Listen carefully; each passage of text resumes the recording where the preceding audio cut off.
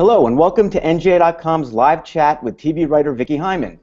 Today we'll be talking about the new thriller Fortitude, and we'll also chat a bit about some memorable Super Bowl commercials and the big game's impact on pop culture. Vicki, say hi to everyone. Hey everybody. All right. Now you mentioned our first show, Fortitude, briefly a few weeks back. Mm-hmm. Let's get into detail a little bit about what people can expect from it and what it's about. Well, if you can find it, because it's on Pivot, which is a fairly new, kind of little-known channel. It is a murder mystery. It's a thriller. It's set in the Arctic Circle. It's on a small Norwegian island, but it's in English. It's populated by some Norwegians, some English, some British people. And they don't have any crime because basically anybody who lives in Fortitude, they have to have a job, they have to be able to support themselves, they have to have a roof over their head. So as one of the characters say, there's no stealing, there's no crime, and then a murder happens, which kind of taxes the sheriff who's never dealt with this before. But then the sheriff may be able to deal with this in an interesting way because maybe he's involved. Who knows? It's very atmospheric. It's got a wonderful cast. I mean, I love Stanley Tucci. He's just one of my favorite actors ever. He stars in it as he uses his American accent. He's an FBI agent who now works for the Metropolitan Police in London, and the person who dies without telling you who it is a British citizen. So he's flown up there to investigate. Michael Gambon plays a dying wildlife photographer who has some suspicions about the murder. Richard Dormer plays the sheriff. You may not know him. He's an actor from Northern Ireland. He played Beric Dondarrion in Game of Thrones, which I'm sure you're familiar with, Anthony. Oh, I really am. I know all of those casts, and I know the whole cast of characters. Yeah. So he's great. He plays the sheriff, who's he seems like he's crinkly-eyed and bearded, kind of really genial, but then he turns menacing fairly quickly. Well, I mean, all right, this sounds like just another slow burn murder mystery. What makes this particularly different? Well, I mean, the setting is amazing. I mean, there's these vast glacial expanses. Everybody carries rifles. Even the kids carry rifles because there are polar bears that can occasionally, come into town and eat people. Mm-hmm. It's just really an interesting place that you don't really see very much of. I mean, I actually wish there would be a little more about the show. Remember the movie Insomnia from 13 years back, I think, with Al Pacino, where it's the Midnight Sun, and he's trying to get used to investigating a murder mystery in Alaska, I believe it is. And he gets so discombobulated by it being light out all the time that at one point he's like, yes, let's go to the school to arrest this kid. And it was 4 a.m., but it's bright sunlight out. They don't actually do a lot of that. I think they could play with that a little bit more. Right. Well, so this is like Twin Peaks meets Insomnia meets Northern Exposure? Well, it's not as quirky. It's darker. It is a bit slow moving, and unlike a lot of American shows where they depend on and sort of spelling things out, you have to keep up with these people. I mean, there's a lot of characters. Their relationships to each other aren't very obvious at first, and you have to be able to keep up with who they are, what they mean to each other, what secretly is going on behind among them. So it's really good. I mean, if you like to be an active TV watcher, not a passive TV watcher, it's great. So if people wanted to watch this, you mentioned Pivot. Yes. What's Pivot? It's about a year and a half old. It's this channel that's targeted toward millennials, meaning people that are younger than you and I, Anthony. Of course. Had to rub that in. Me too. Yeah. And they have a reality show about actually a Trenton recycling company. They have a really good Australian comedy called Please Like Me. A lot of sort of quirky stuff. This is their first scripted drama, and it is excellent. But the problem is that it's not available on Comcast here. I don't believe it's not available on Cablevision. You can get it on Verizon Fios. You can get it on Dish and DirecTV. And there has been talk about streaming the first episode to sort of I guess, whet your taste buds. But I was looking this morning and I couldn't find it online. I can't help feeling sometimes that I judge a show based on the channel it's on. I mean, for example, for me, if it's not on Sundance or AMC, HBO, Showtime, it's probably not that good as a marquee cable show. I know I'm wrong, but I can't be the only one. But the thing is, you don't really know that much about Pivot, so and this is a really exciting thing for them to do. I mean, this is a big cast. It's a very, I think it's fairly large budget production, and they have realized, you know, content is absolutely king, and they're going to spend the money to put this really, really strong show out there and hope to get a lot of attention. It worked for AMC, so why can't it work for them? I'd be curious to find out if this was developed for another country or channel. Well, it is developed in conjunction with Britain's Sky, which is I think a fairly large network in Britain. Right. So it is a co-production. All right, so you told us why we should watch this if you're into these, you know, pot boiler kind of mysteries, but why shouldn't we watch this? Who wouldn't like this? A person who doesn't like to pay attention. A person who, I mean, I am not criticizing people who love Law & Order. I have seen many episodes of Law & Order, but, you know, if you just like to kind of sit there and, you know, watch this show and you're like, yeah, I think it's that guy. Yeah, it's that guy. You're probably not going to like this one as much. All right, well, all right, moving on. Super Sunday's upon us, and, you know, you have a couple of interesting pieces online about the Super Bowl, the commercials, the impact the events had on pop culture. Let's talk commercials first. You recently listed your top 10 of all time. What factors did you take into consideration in developing the list? Well, for me, a lot of the ones that made the list have like an emotional gut punch. That's what I look for. Something that really makes me feel something. And so you'll see the Ram Truck Farmer commercial, the Hey Kid Catch, a Mean Joe Green commercial from like way back when. What else? Oh, of course, the Clydesdale, the Budweiser commercial when the Clydesdales clip-clop their way into New York City and bow their head in front of the empty skyline after the Twin Towers went down.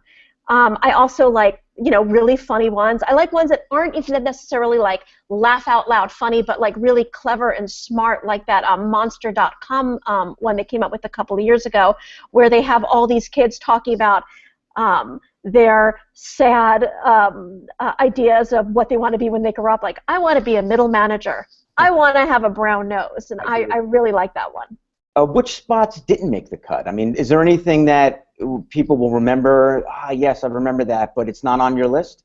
Well, actually, one that I didn't realize was even a Super Bowl commercial, and I absolutely should have, was the Phil Simms I'm going to Disney World commercial, which of course I should have known because they said you've just won the Super Bowl.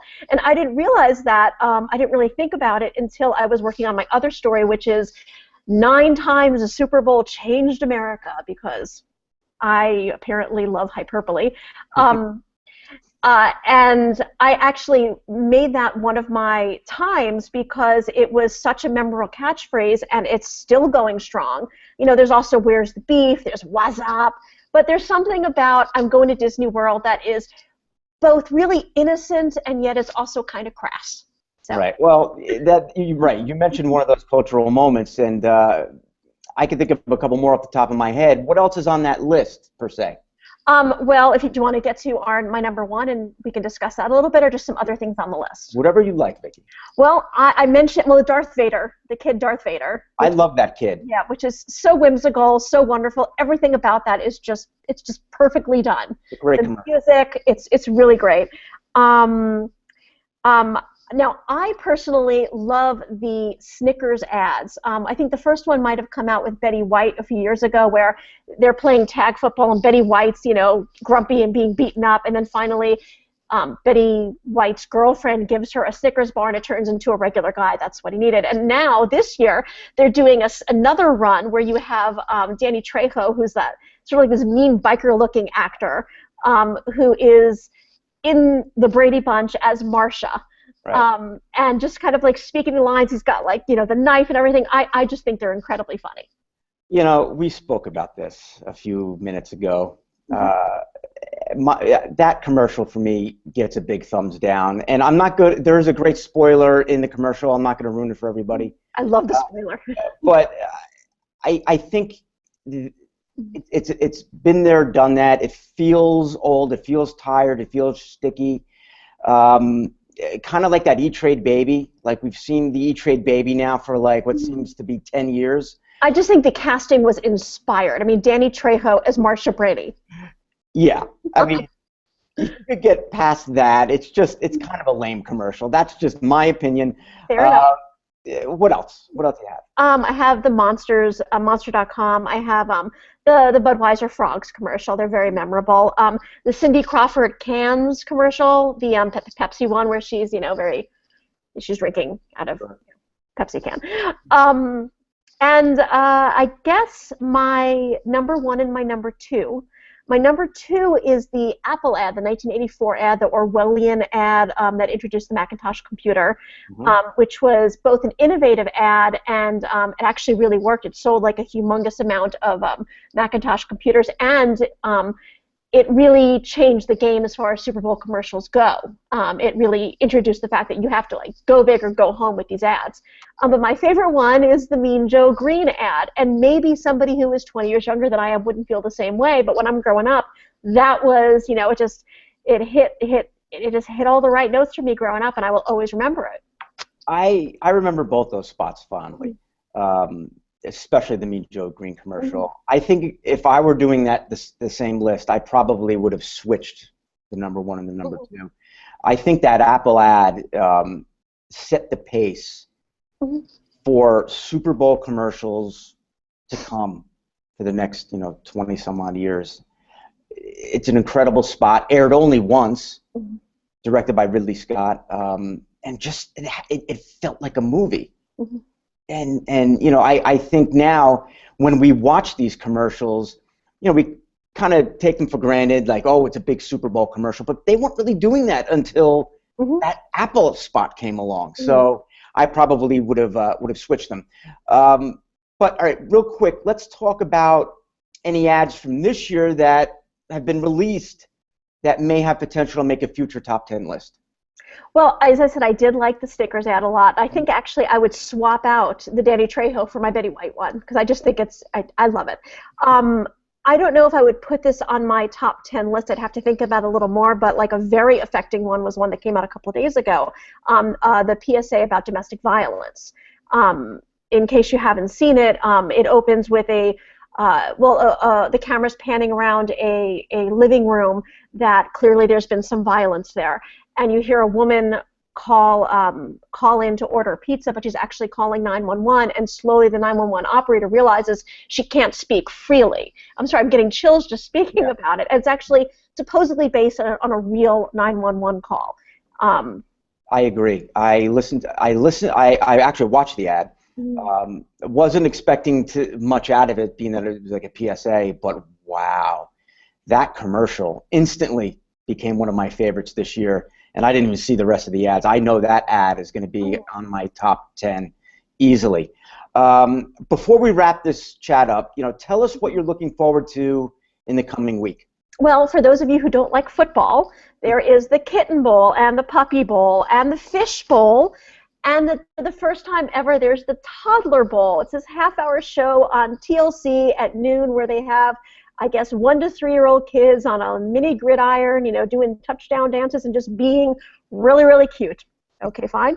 There's also the Zombie Bowl, which is basically just AMC playing the first 2 seasons of The Walking Dead in a marathon. I think it starts at like 9 or 10 o'clock in the morning. I can't remember which one. But keep an eye out because the following Sunday night is when The Walking Dead returns to finish off its 5th season. And also, it also is the springboard, I believe, for Better Call Saul, which is the Breaking Bad prequel. But coming up this week, otherwise, 2 interesting shows. We have Fresh Off the Boat, which is an ABC sitcom based on, it's set in the 80s, but it's not too 80s like the Goldbergs, about a Taiwanese family growing up in Florida where the father runs a sort of a cowboy-themed steakhouse, and the kids trying to assimilate and trying to get all into hip-hop and stuff, and it looks actually pretty funny. And that's on Wednesday night on ABC, and on Thursday night on NBC is Allegiance, which I have the screener for. I haven't watched it yet. It looks interesting. It's about a CIA analyst who discovers that his parents are actually Russian moles or sleeper agents, which is very much in the news these days, has been for the last couple of years. And it's also another show that's very popular on FX? Sorry. FX, The Americans. The Americans, thank you very much, which also premiered this past Wednesday. The third season premiered this last Wednesday. So it looks interesting. I'm going to watch it. It's got a few actors that I really like, including Hope Davis. So, you know, maybe next week I'll come back and say, but well, you never know. Your plate sounds it sounds very full. That wraps it up for us this week. Join us next week for another TV chat. And until then, visit NJ.com/entertainment for more Vicki Hyman, as well as our entertainment coverage of the Super Bowl. Take care, everyone. Bye-bye.